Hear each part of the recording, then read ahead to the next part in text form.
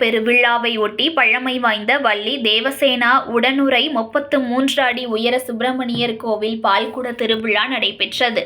மயிலாடுதுறை மாவட்டம் மயிலாடுதுறை கஸ்தூரிபாய் தெருவில் அமைந்துள்ளது மிகவும் பழமை வாய்ந்த ஸ்ரீ வள்ளி தேவசேனா சமேத 33 அடி உயர சுப்பிரமணியர் கோவில். இந்த கோவில் பங்குனி உத்தர பெருவிழாவை ஒட்டி காக்கும் பிள்ளையார் கோவில் காவிரி ஆற்றங்கரையிலிருந்து காப்பு கட்டி விரதமிருந்த பக்தர்கள் காவடி பால்குடம் வீதி உலா வந்தது.